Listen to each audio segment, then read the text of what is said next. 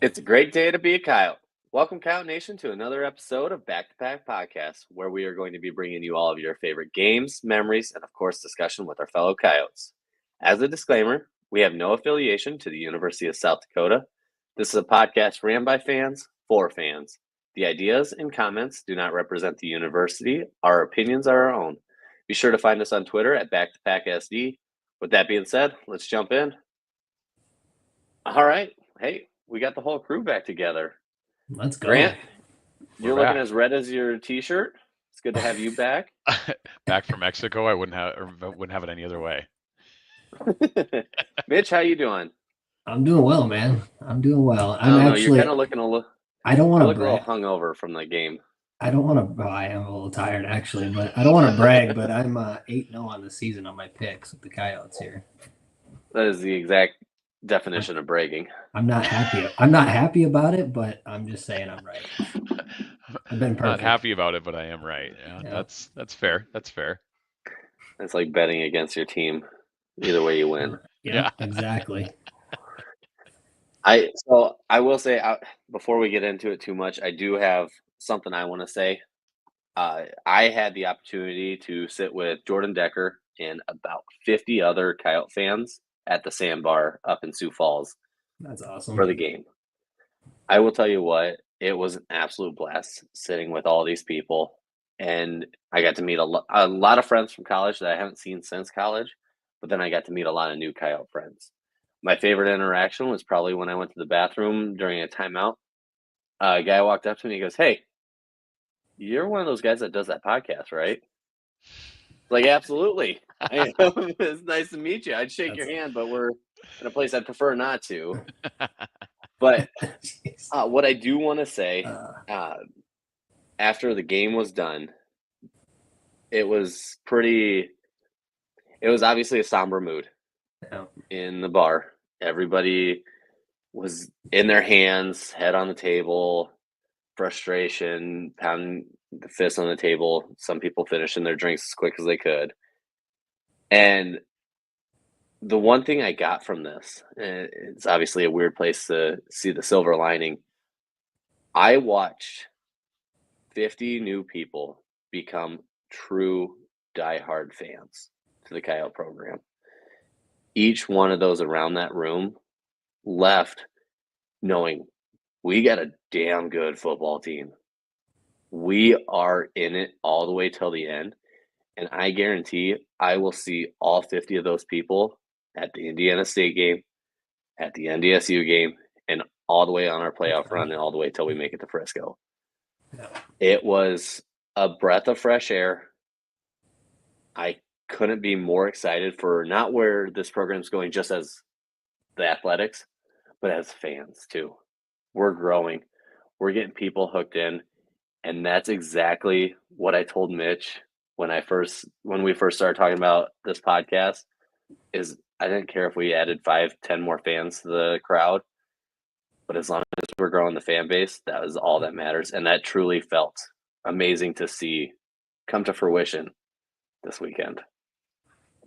Man, that's awesome. And I think I heard Jordan say too, it was so loud in there that you couldn't hear the TVs, so you were only watching, you couldn't actually hear the commentators. And to be honest, they were kind of terrible anyway, so you didn't miss much there. Fozzie Whitaker, he was on the Longhorns Network, and he should have stayed there when they got rid of him. Man, a lot of people were muting their TVs and tuning into John Thayer and the Yotes call there, but yeah, awesome turnout, man. And I think you kind of led the charge on that too, by the way, so kudos to you. I will say, actually, I'm going to give all the credit to Jordan on the sandbar. I'll take credit for the JJ's attempt. We walked into JJ's first, and there wasn't a seat in the house.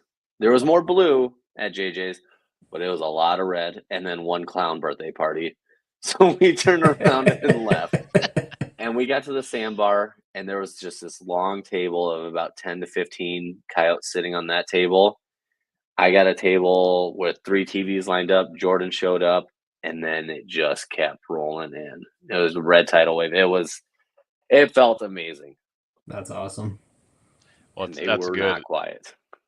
Yeah, obviously I was watching from Mexico, so our South Dakota group we were surrounding a phone at a table, next to the beach. But the one thing I will comment on is not only the Sioux Falls organization, but I don't know if you guys noticed on the Facebook page, there was all these people coming out saying, "Where's the watch party in Rapid City? Where's Yep. the watch party in Mitchell? Where's the watch party in Omaha? Where's the watch party in Minneapolis?" And you're going, "Oh my gosh, this is what we talk about, growing the fan base, right? Because not everybody's in a location where they can go to Vermilion every Saturday for every home game, right? We understand that. So to see all that, especially developing, that was good to see. Yeah, and you look on that Facebook page too, and like Twitter and everywhere else. This fan base is really engaged right now. Probably, I don't know if it's at an all time high, but just it's at a really really high level right now, and it's creeping up quickly. Awesome to see. Yeah, and I think we all learned right where the Coyotes stand, and that is 1 or 2 in the nation, truly. Yeah, I think like we said right before this, one, don't get it twisted that loss hurt. We had our opportunities to win the game. 2, there's no moral victories in conference play, right? We talked about that, but we're in a rare position where we actually lost a game, but now we've put the rest of the FCS on notice that the Coyotes are a national championship contender, right? Yeah. At very worst, we're a top 4 team in the country, and there's still some left to be said about that because we've got everything in front of us still, right? Everything that we want to accomplish is still in front of us. So exactly. Yeah, it's all right there, but I think we should definitely jump into the game now. Do you guys want to do this on a quarter basis, or do you want to go offense versus defense? I was thinking maybe chronological. I think go by the game flow, just because I think there's a lot of back and forth and kind of a tale of two halves too. Absolutely, I agree. Exactly. Well, we did at least get one monkey off our back. We scored a touchdown against them. Did it early. We got it done. Did it very early. That way it took all the pressure off the team. Yeah, so to start the game, right, they kick off, and the kickoff goes out of bounds, sets us up real nice at the game. And I don't know if that was wind, if that was just not wanting to kick to Keandre, or just a bad kick, but either way, that set us up nicely. And then we come out, and instead of running the ball right away, we're throwing quick passes to open zones to both Carter Bell primarily on that first drive, but him and Jack Martins both moved the ball really nice on that first drive. We did have a couple runs mixed in there too, but honestly, it came out just throwing the ball, which was nice to see because the pass protection was there. Oh my gosh. As a whole, but definitely right away to start, the pass protection was absolutely insane. I think we did a fantastic job keeping our tight ends in, though, adding a little extra help. Yep. But they sent blitz after blitz, and they weren't shy. They weren't shy about the blitz. They weren't shy about showing their blitz. They didn't disguise it hardly at all during the game. They showed it and they came, right? Yeah. Like I know those first drives typically for each team is like a scripted drive. Like they've worked on that all week, and so the players already know what plays are coming before they even happen. So, but we just systematically just kind of carved them up chunk by chunk. They weren't big chunks per se, but just marched down the field, and then the wildcat by Tice, I think, from the 1 yard line to punch it in. And like you said, to get that monkey off our back, finally score a touchdown after a couple of years of not scoring one on these guys. Yep, exactly. Well, the nice part about that too, that first drive was, one, you get the monkey off your back with the touchdown. Yeah. But 2 is what we all said last week is we have to score early. Either we have to answer right away or we need to score right away. So when you do a 10-play, 65-yard drive, that's exactly so it just sets the tone right away for everybody. So yeah, and I do think the aggressiveness. Carter Bell, I think, is probably going to be the unsung hero for the offense. He was timely, catches. He was good in his trash talk. He did a fantastic job drawing penalties, which I'm going to say it. I said it while we were getting ready to get on. I was very underwhelmed by the football knowledge that the Bunny fans bring to the game. I thought, a team that's won back-to-back championships would know what a pass interference does and doesn't look like. Yeah. But man, that flag flew and they booed. It was probably on us, but they were still booing until they heard the call. See yellow, boo, right? Yeah. That's the formula, Exactly. right? So Uh-huh. I doesn't. I mean, that we talked about it. That doesn't shock me. No. It's again any home team. I like to get a good boo in before I know the Oh, call yeah. sometimes. But to your point, it's a little magnified in a game like that. Exactly. And so after that touchdown drive, though, SDSU did the exact same thing. Yep, our defense has done what our defense has done all season: is give up a touchdown for to the opponent's first drive, and they got Apparently. they got it in chunks. By the way, I think it was like a 20, 30, 20 on 3 plays. They were big chunks. They were. That was 20, 20, 26. Yeah. Yeah. Mm-hmm. That was that was also the concern, I guess, right? Is that the chunk, the way the chunk plays were going, it gets you a little nervous, right? You go, oh boy, this happens all game. It's going to be a long game, and then little did we know that the game with Flo was going to change quickly, and that was going to be pretty much it for the touchdowns. From that point on, there wasn't a lot more action. But I have to be honest. I was like, concerning. We were all roughly in the same ballpark for score predictions, and when we both scored real quick, I was like, you got to be kidding me! A shootout's about to break out when you have these good defenses. Right. I was like, there's no way. And of course, yeah, things settled down after that. Yep. Yeah.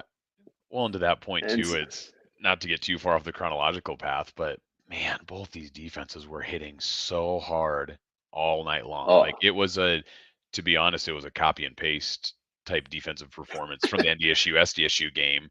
Just here we go, right? I mean, it's just they were just hitting so hard. So that took care of itself pretty quickly with the scoreboard as we kept watching. But yeah, right, exactly. And Jordan's right. They don't know basketball rules, and we come to find out surprisingly, the fans that showed up for volleyball didn't realize the fifth set goes into only to 15. That was shocking to them as well. They haven't cared about volleyball for the last 15 years or more, and now they finally have a decent team, and they're all coming out of the woodwork. So yeah, and then after that touchdown, punt, punt. Like, okay, this drive by SDSU is absolutely wild.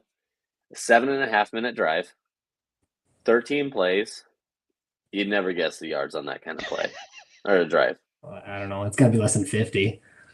35. Yeah.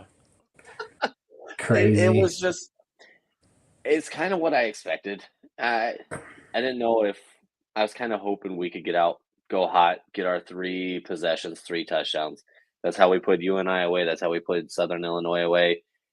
I do think we're the better team in this situation. Definitely looking to put away a lesser opponent here again. And it happened.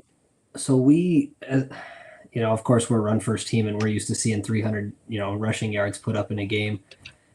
What I wrote down kind of around the first quarter, I made at the end of the first quarter, 7-7. I wrote a note that they were owning the line of scrimmage on defense. We couldn't run the ball.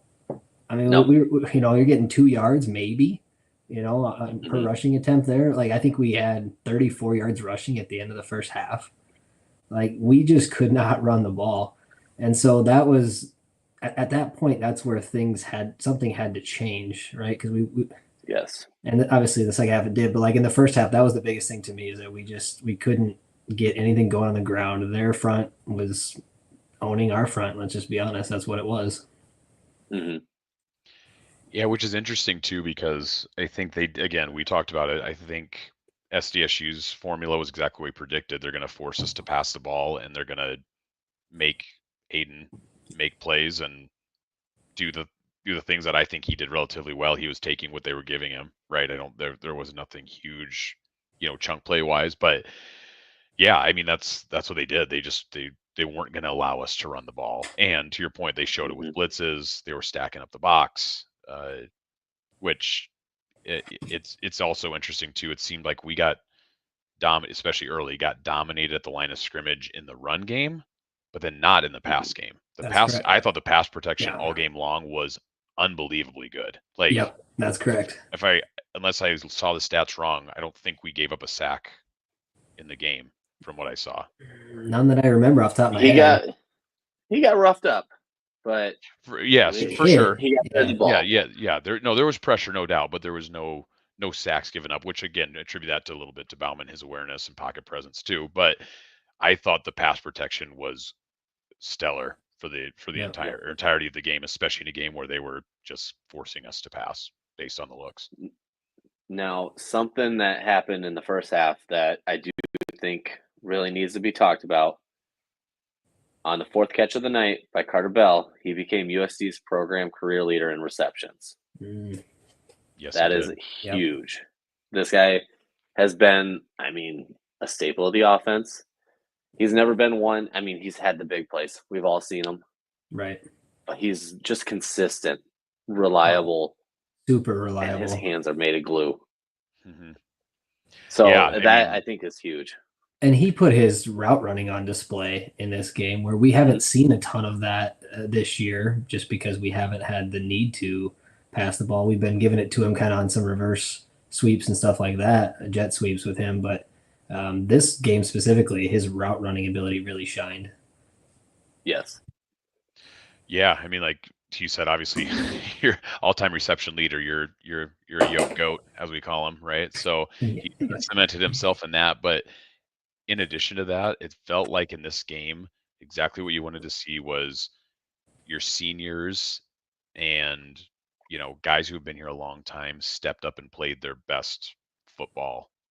I thought, right, or some of their best football, right? There's plays here and there that everybody wished they had back, but you think about Shorter having, I would say, maybe his best game of the season, maybe of his career.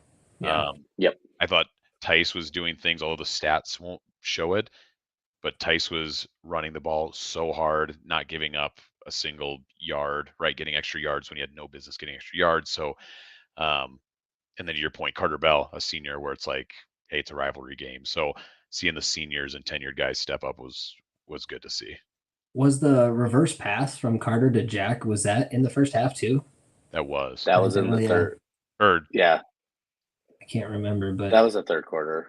Okay. If I remember correctly. Yeah. I went back and I had a chance to watch it, and it was all right there for us. And you say some of our best players were seniors.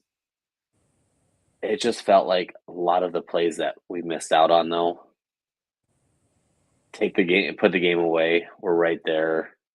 Obviously, the big one that everybody's going to talk about, everybody's going to bring up Will's kick. And I don't think it's fair to put this on his shoulders at all. And I tell you one thing I don't want to say, and obviously I think we're going to go different than just going chronological now at this point. But when it comes to Will, it sucks. And you never want that for any player, obviously, whether it's a drop pass, a fumble into the end zone by the running back, or a missed field goal to win the game. Right. I can say with 100% certainty, NDSU game coming down to a kick, 100% want him out there kicking that field goal to win it. I trust the guy fully with this team to shoulder it, take on that pressure, and deliver. It's obviously tough kicking in an outdoor stadium when you get used to being inside, but I trust him. The easiest way to say that. Well, yeah, and so does the staff, right? Because he misses that one to end regulation, which was 47, and then he comes out in the overtime and knocks through a 40-yarder. Perfectly exactly. right down the middle. So the mental toughness to come back from just missing that, like literally in real time, probably 5 to 7 minutes. True. Because that was at the end of the game, right? With like 30 seconds left, and then you flip. We got the ball first on offense, so you're talking a matter of a handful of minutes in real time to come back and then have to knock that one through. So, yeah, it's tough. It's a double-edged sword on that, right? Because it's a huge ask for any college kicker at any. I don't care what college you're at. It doesn't matter if you're a number one Oregon or if you're the worst college team in the country. Asking a college kicker to come out and kick a 47-yard game-winning field goal into the wind in a night game is a huge ask. But to your point, all of us here would send Will out every single time for it. It's a no-brainer. Yeah. Like, he's one of the best kickers in the country. We know, so it is a double-edged sword. You say I'd send him out there every time, but it's a big ask, right? Like every coach would love to get that ball a little bit closer before you're sending your kicker out, and maybe had some opportunities to do that. But Yep. And I have 2 gripes with the refs. I know I just made fun of SDSU for not knowing the game. Cron Adams caught that ball. Yeah, The ball did not move. The ball is allowed to touch the ground as long exactly. as the ball is not jostled or loosened up on his grip through the contact with the ground and he rolls over. That is a catch. That catch would have put us within the 10-yard line, driving, huge momentum boost. At least it's a field goal in that situation then. Yep. But instead, minimum they chip take it shot away and field we goal. punt. Yeah. Exactly. The other gripe, it is okay for a receiver to be in motion behind the line of scrimmage. There was only one person in motion.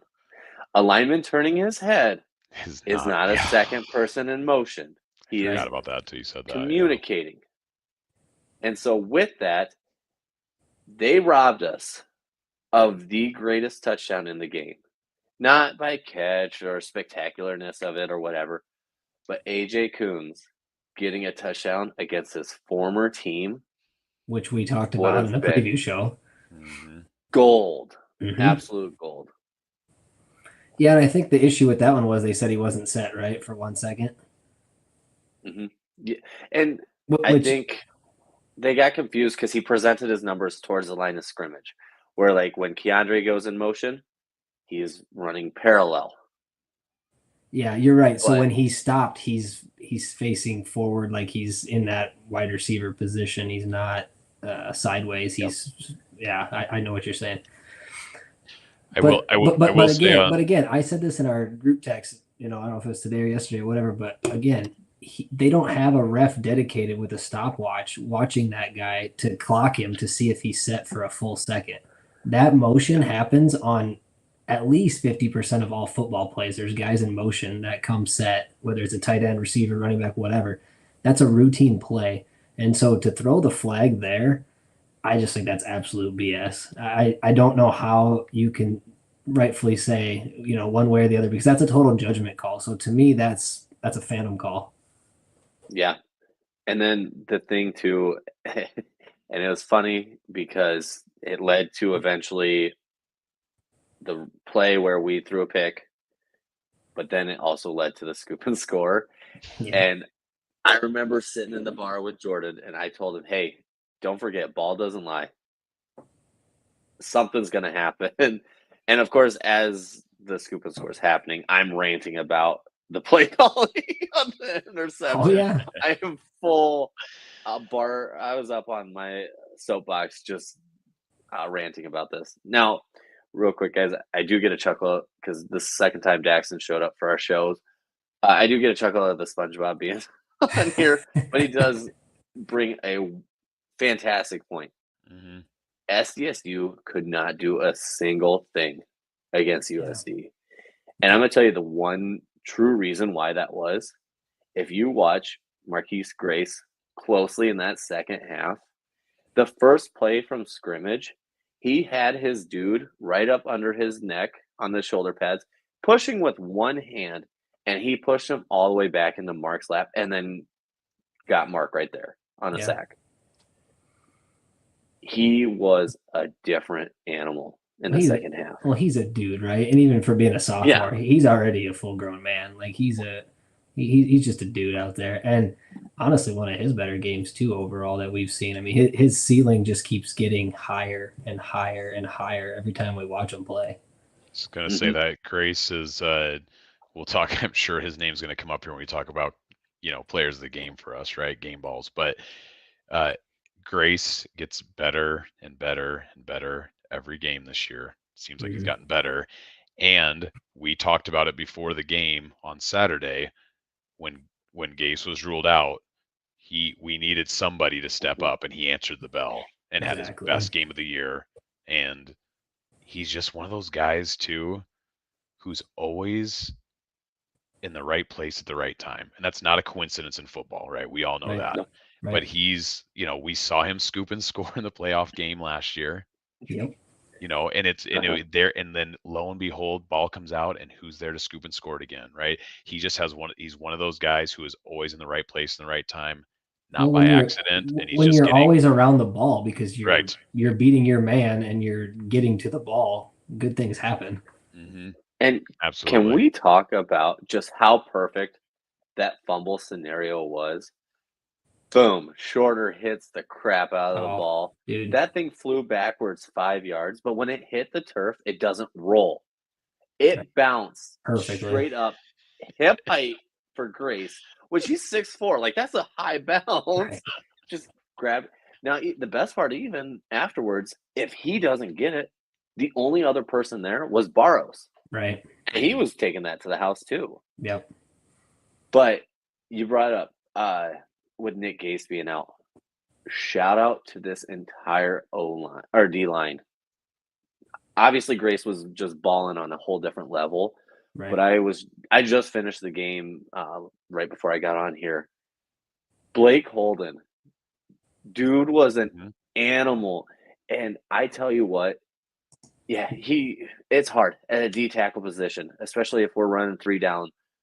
But you're taking on 2 guys pretty much every play, and when Mark would roll out of the pocket, the first person I see dead sprinting from the D line was Blake.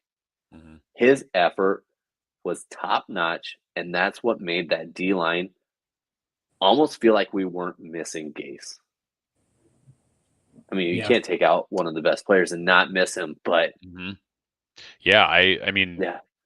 Again, I know in our group message before the game, I told you guys, I said, man, that's an enormous blow, for the lineup, right? To not have Gase in there, right? Like you need all hands on deck in a game like that.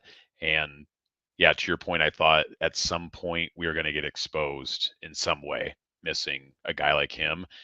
And luckily it didn't happen. We had guys step up. So that's even crazier to think about for future games here, right? Like we didn't have arguably one of, if not our best defensive player on the field, and still put on a performance that was outstanding. I thought the defense's best performance of the year. Oh yeah. I mean, if you think about it, we just saw the comment too, but only giving up 14 points, and they were all in the first half. Right. It was 14-7 at halftime, so they pitched a shutout in the second half. And we've seen, we've seen this play out now over and over with this defense. They typically give up the quick points, and then they settle in and they literally just lock it down. And you're talking about, obviously the opponent. This wasn't Youngstown. This wasn't Southern Illinois. It wasn't UNI. This is tier 1. We're talking about tier 1 opponent on the road, and they went on the road and they sent a message across the entire FCS.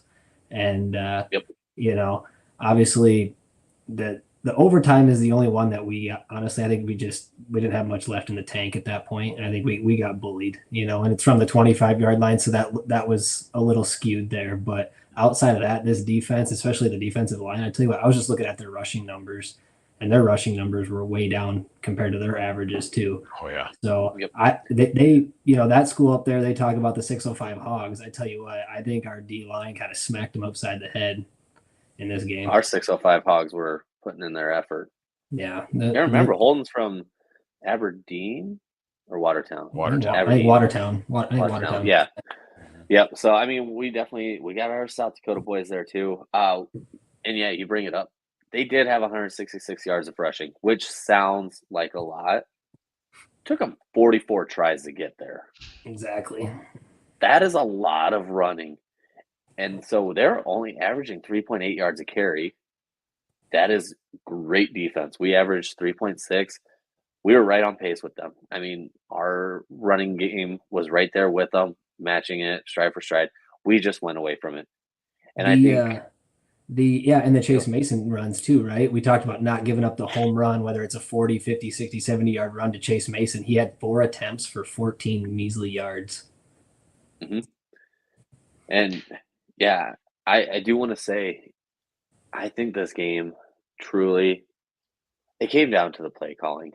I never want to call anybody out on it. Oh, geez. But I just the howling group is literally probably howling laughing right now if they're listening to this. Yeah, I will say we are the number 4 team in the nation, and honestly, we're top 2. We are one of the best teams in FCS. We saw it. We've known it all season. We don't need to get cute. Now, the Tice pop pass to Galbraith, fantastic play call. Love it. That one was good. But then we did Carter Bell to Jack Martin. That one was 30-yard gain. Obviously, nobody's going to complain about it because we're gaining. But it was too many trick plays. And then a throwback, and it's absolutely no offense to Aiden, but he is not an open field runner. Right. He can go get us those 5 yards when the pocket collapses 5 to 10 yards. I just don't want to risk it when we've taken the ball all the way down the field. We were having success running the ball. We were having success passing it on the standard play. Let's keep going.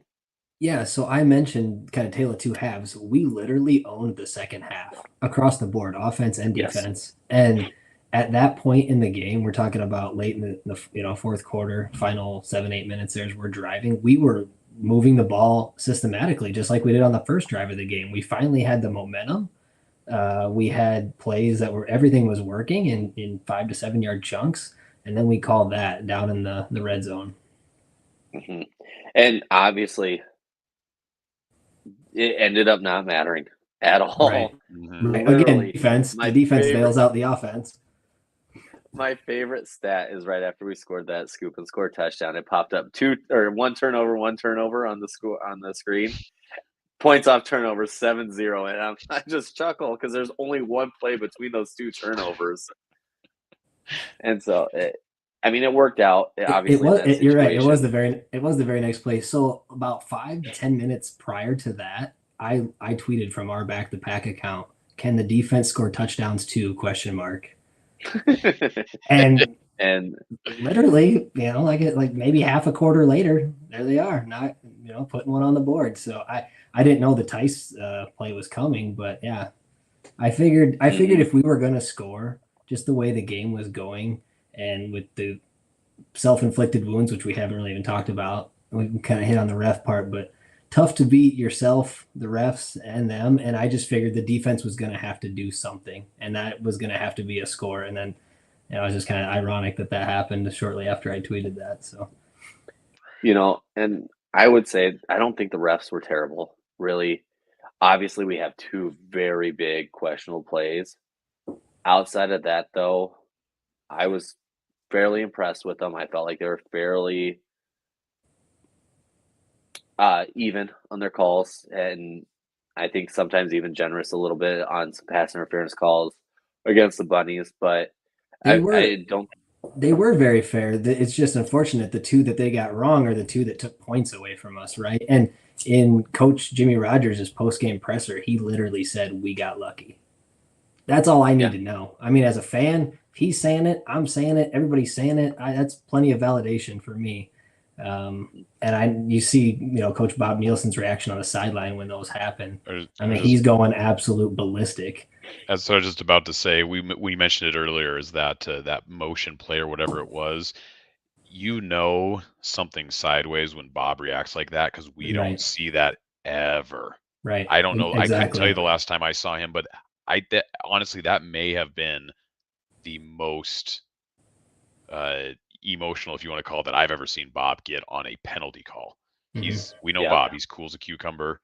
Nothing bothers him. He went absolutely ballistic on that one, and I think he knew the magnitude of it. But Mitch, you mentioned it earlier.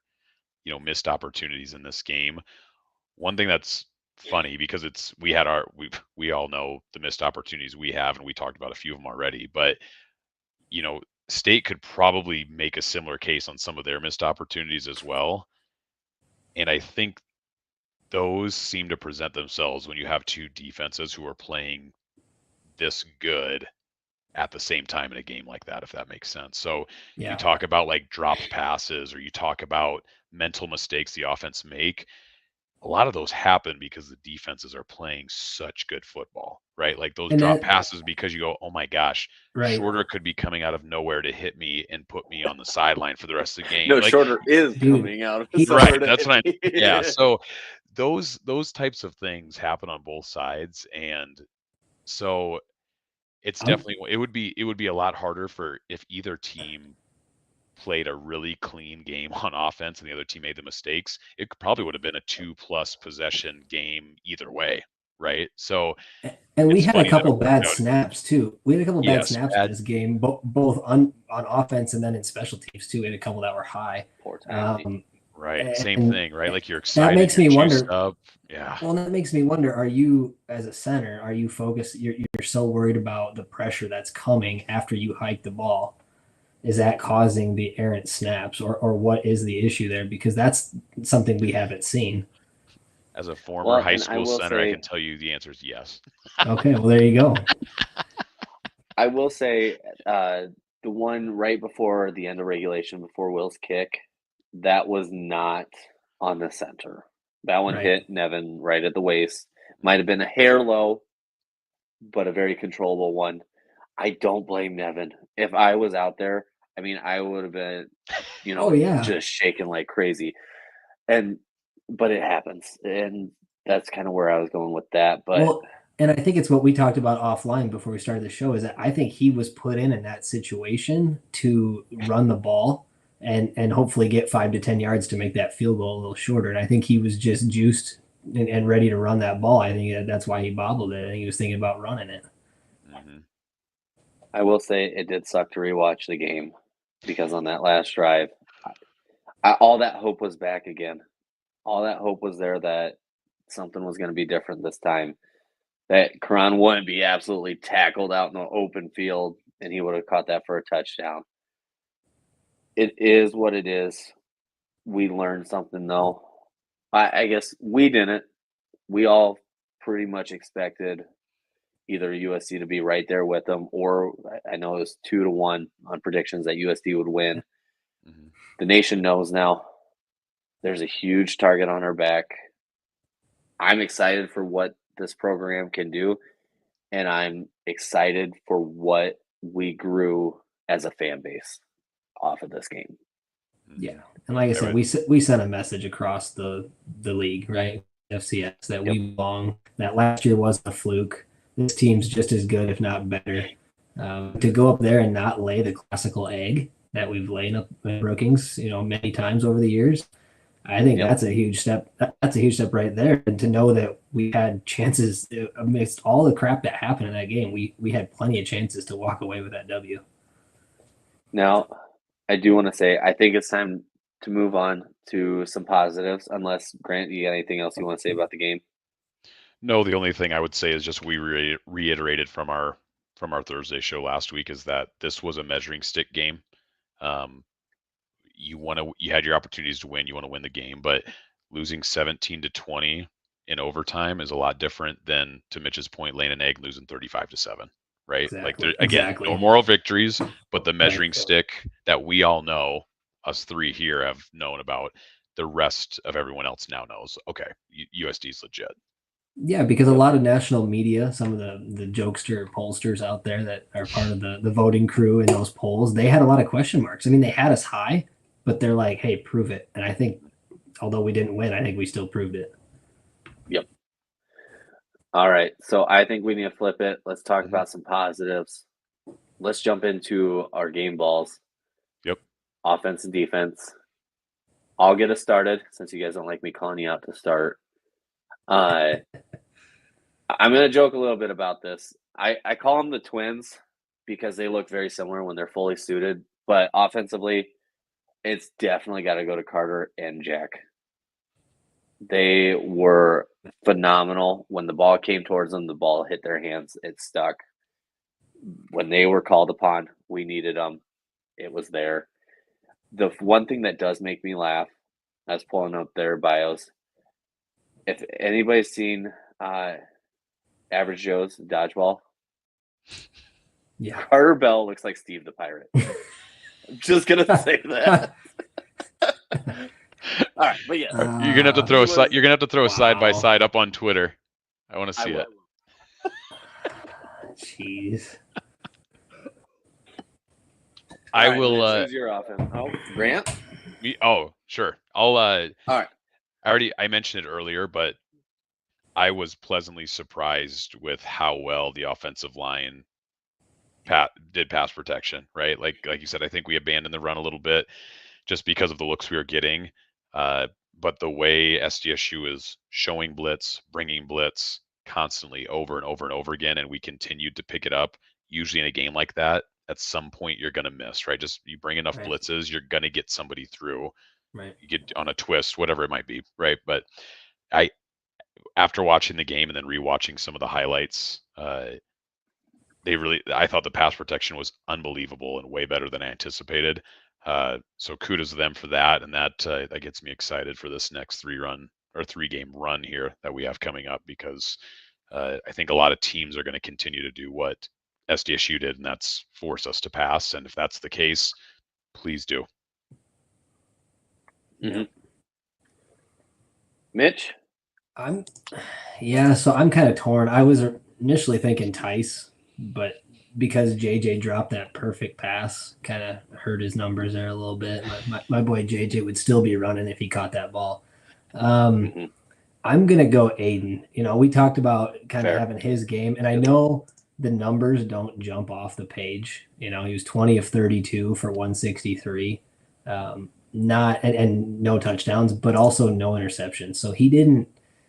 He managed the game, right? He didn't make any mistakes. There was nothing given to them. He didn't give away the ball. And so because of that, I think that's where I'm going. I do think you look at that 163, you take that 35-yard catch that was overturned by Karan.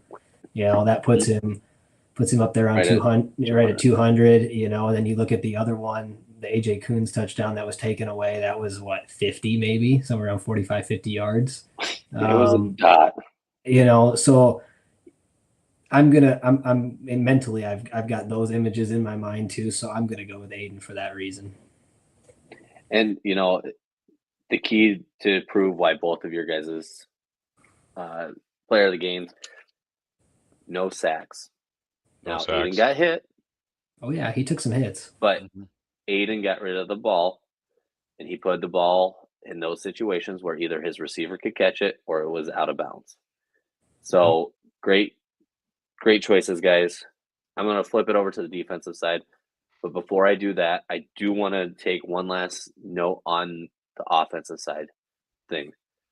You guys all remember the stat that they put up on the board right away to start the game. First place in the Missouri Valley, first place in Missouri, second place in Missouri, second place in Missouri. Yeah. Our offense is one of the best in the nation. Our defense is one of the best in the nation. SCSU's is one of the best defenses in the nation. Obviously, strength versus strength. Usually the defense wins in those situations. We did put in a great effort, but leave those negative comments about play calling that are rude or hurtful towards either the players or the coaches to yourself. It's okay to criticize, like, why are we getting cued on these plays?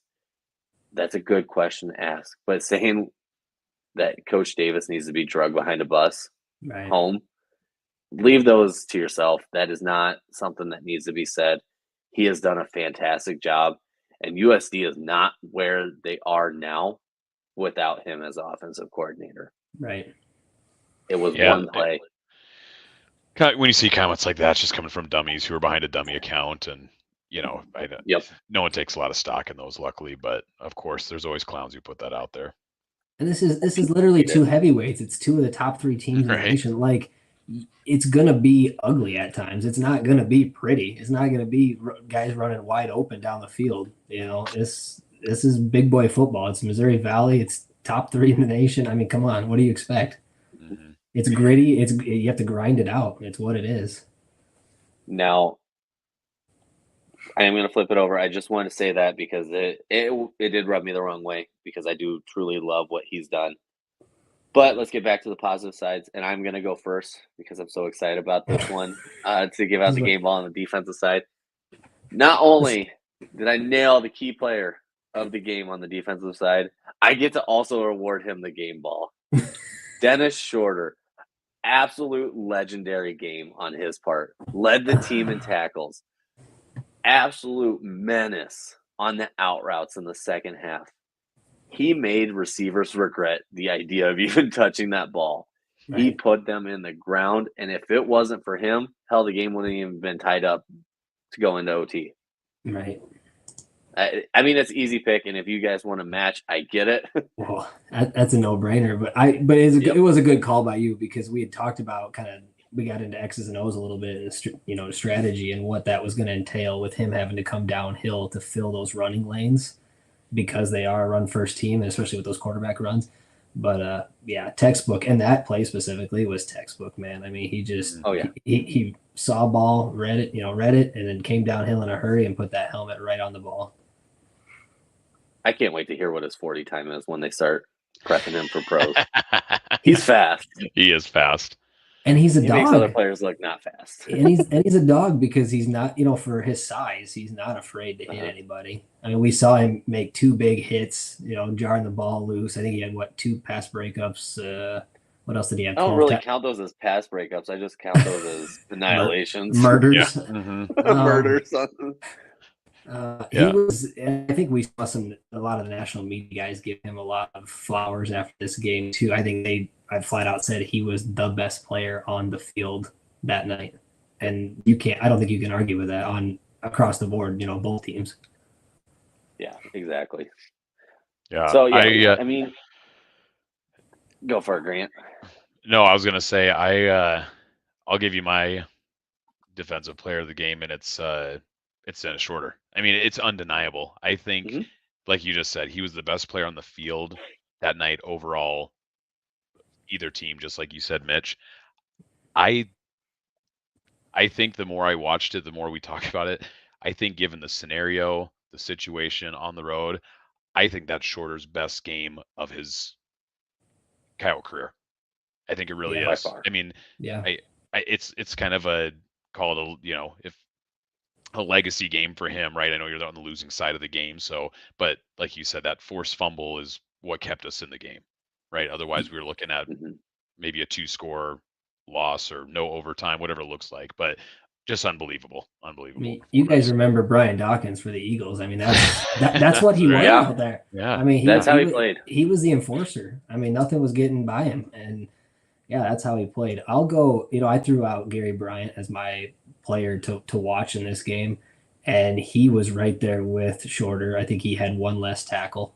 We knew his name was going to get called a lot because they like to run the ball, and so although he didn't force a turnover, he had a ton of tackles, and so that's where I'll go. And obviously, my kind of alternate would be Grace, but all 3 of those guys were absolutely huge.